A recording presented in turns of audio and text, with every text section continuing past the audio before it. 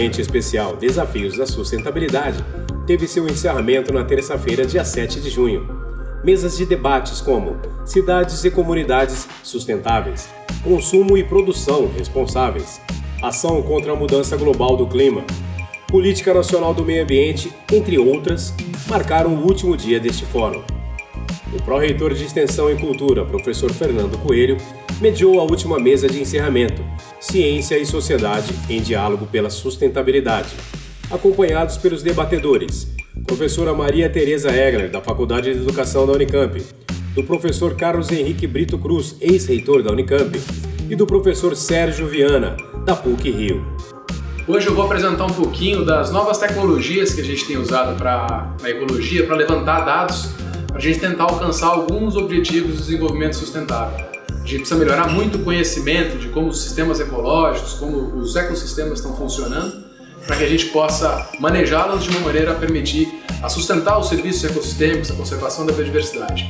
Nós, da área de Biologia da Conservação, estamos enfrentando aí dois dos principais desafios que a humanidade tem, que é a grande crise da biodiversidade e são as mudanças climáticas.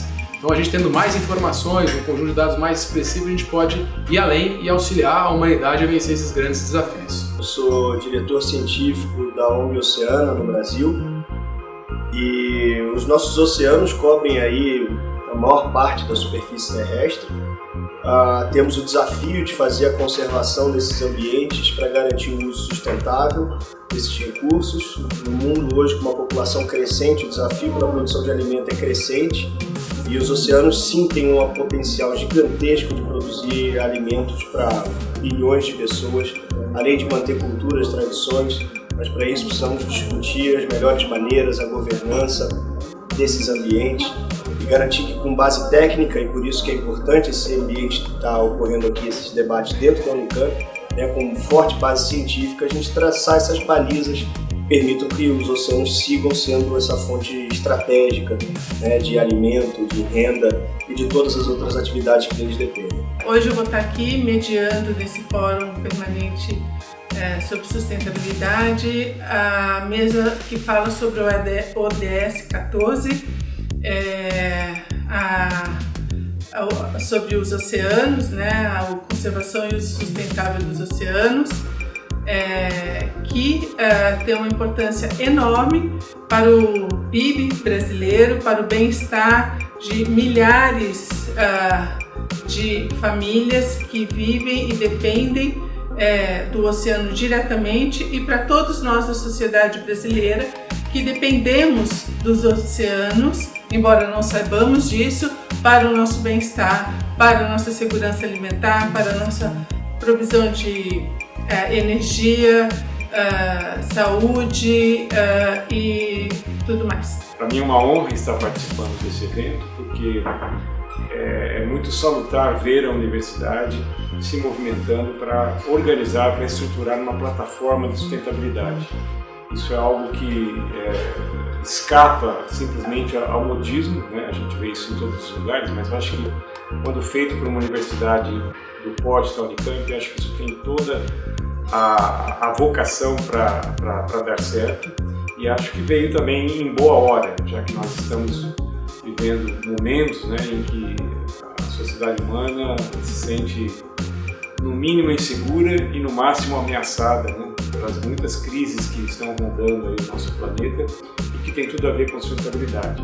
Eu vou participar de uma mesa redonda que se refere ao ODS número 15, Vida na Terra.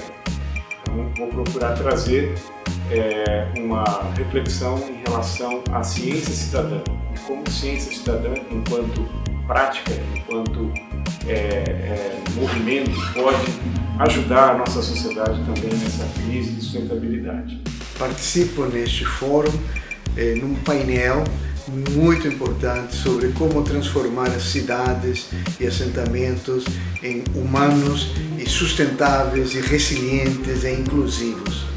O tema é de uma importância difícil de exagerar, porque traz tema, um problema absolutamente crucial. Nós estamos vivendo nas cidades no Brasil as consequências de tragédias humanas provocadas por mudanças climáticas.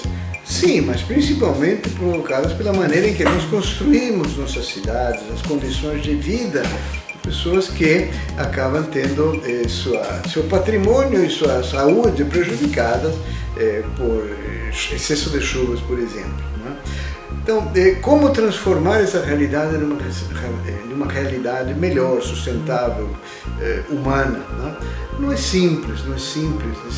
Todo mundo sabe que as cidades têm a cara que elas têm hoje no Brasil e em grande parte dos países do mundo, como resultado de uma trajetória, de um desenvolvimento urbano, desenvolvimento econômico e social não sustentável. Mudar isto requer uma enorme quantidade de recursos, e recursos tecnológicos e recursos financeiros, mas além disto requer uma vontade, uma mobilização, uma consciência por parte dos cidadãos muito elevada, principalmente persistência. Cidades que têm décadas, em alguns casos mais de 100 anos de história, não mudam de uma hora para outra. O desafio das novas gerações é encontrar um novo rumo para o desenvolvimento das cidades no Brasil. Esse convite foi muito fundamental para o tema sustentabilidade. Nosso trabalho é fazer a coleta, a separação e a venda do material para a nossa sustentabilidade. Então é de extrema importância que a sociedade, que nós todos começamos a separar, a doar os materiais recicláveis, né? A reutilizar o que for necessário, o que tiver aqui pra gente. Trabalhar muito isso, porque assim, quando você joga fora, só joga fora o que não tem mais uso ou reuso, para que outras pessoas, porque o nosso planeta ele precisa também ser sustentável, né? Nós só temos aqui para morar, não tem outro lugar. Então, quem ama cuida, nós temos que cuidar da nossa casa, do nosso planeta. Eu quero agradecer aos organizadores e organizadoras deste evento. É um evento fundamental, onde a Universidade Pública debate o tema que não quer calar, o tema da sustentabilidade do nosso planeta, da nossa vida. E essa mesa em que a gente discutiu o trabalho sustentável é muito importante, porque o trabalho das pessoas também precisa ser sustentável e não só o trabalho para a sustentabilidade. Então, nesse sentido, colocar as pessoas no centro da discussão. A gente fala em cidades sustentáveis, a gente precisa falar em trabalho sustentável, que o ser humano possa, que homens e mulheres possam sentir dignidade naquilo que fazem, ter um valor no trabalho que fazem, um valor que não é só material, mas que é também simbólico. Eu acho que o resgate do sentido do trabalho foi um ponto importante de discussão hoje. É extremamente importante que a Unicamp esteja fazendo a comemoração dos 50 anos da Conferência de Estocolmo e também dos 30 anos da Conferência do Rio, para demonstrar a importância da preocupação que nós temos que ter com a proteção ambiental e com a sustentabilidade. Especificamente no tocante à busca da paz, a sustentabilidade é fundamental, né? Na verdade é um caminho para se alcançar a sustentabilidade, tendo em vista que quando a gente pensa em garantia de direitos, a gente precisa ter uma estrutura que consiga não só solucionar esses conflitos, mas também ser entendida como legítima para a sociedade.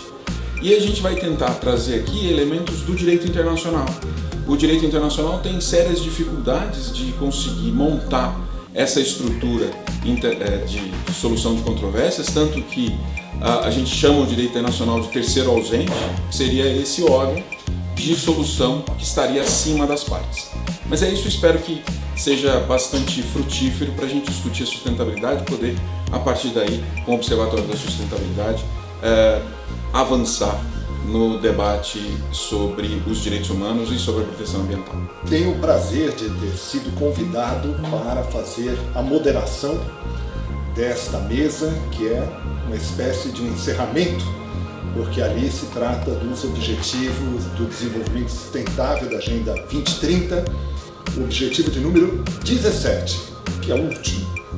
A ideia ali é a gente pensar sobre formas de fortalecer os meios de implementação e também revitalizar parcerias globais para o desenvolvimento sustentável. Então, eu costumo pensar que essa é uma espécie de uma meta-síntese, né? Como que a gente vai congregar esforços dos vários entes nacionais, né? Mas também esforços da comunidade civil, esforços dos organismos não governamentais, esforços de instituições multilaterais, das comunidades locais e assim por diante, povos tradicionais, que podem se congregar para discutir de uma forma mais ampla as possibilidades de cooperação, né? E o intercâmbio em termos de financiamento, em termos de tecnologia, em termos de capacitação, em termos de parcerias para o desenvolvimento sustentável, que são primordiais nestes objetivos do desenvolvimento sustentável da Agenda 2030. Vamos contar com a participação de 3 autoridades no assunto: o professor Arlindo Felipe, da USP, o professor Eduardo Viola, da UNB, e o professor Renzo Tadei, da Unifesp, que vão seguramente abrilhantar essa nossa discussão. A grande importância desse evento é nós trabalharmos a sustentabilidade a partir do que é mais caro à sociedade, é a consciência individual. Então, sempre que nós deparamos com um evento dessa magnitude, com uma instituição como esta, a importância, a envergadura, o alcance que nós temos de mentes pensantes e de pessoas formadoras de opinião, assim como de toda a sociedade, nós começamos a trabalhar a sustentabilidade a partir do que é mais importante nesse tripé, que é o indivíduo, a consciência individual. Então, parabéns à Unicamp, parabéns a todos que estão participando desse evento. A importância é extraordinária e é uma grande honra estar aqui com vocês.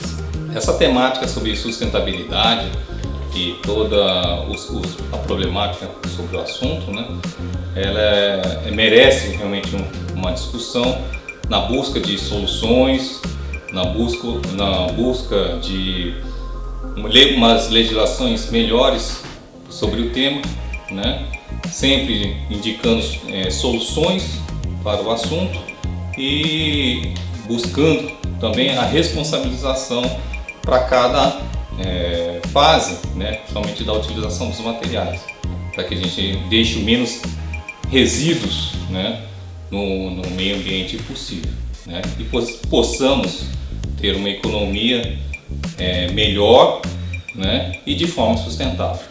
Os pressupostos dos ODS estejam em constante avaliação e discussão dentro do meio universitário, né? Ou seja, já há algum tempo em que os ODS foram propostos e constituídos, né? E nesse meio tempo a própria compreensão, né, do que está em jogo, do papel da universidade, das alianças necessárias, inclusive esse é o tema, né, do ODS 17, que tipo de cooperação e alianças precisam ser construídas. E o que o debate contemporâneo traz é a necessidade de incluir alianças para além das fronteiras do humano, né? Então, de um paradigma de comando e controle da relação dos seres humanos com a natureza, né, os debates estão migrando em diálogo intenso, né, com povos indígenas, com populações tradicionais, para um paradigma da ética do cuidado, né, em que se compreende que o ser humano, primeiro, não tem compreensão completa a respeito, né, dos processos e fluxos em que existe, mas ao mesmo tempo precisa cuidar das relações que mantêm o processo da vida em movimento, né? Então é nesse contexto que a ideia de que nós vamos conhecer tudo para depois cuidar é uma ideia que se mostra falha, né? A gente precisa construir condições de cuidado à medida que a gente vai conhecendo. Isso implica, né, o debate não só, né, dos ODS dentro da universidade, mas inclusive do que significa, né, a atividade universitária e acadêmica do conhecer o mundo.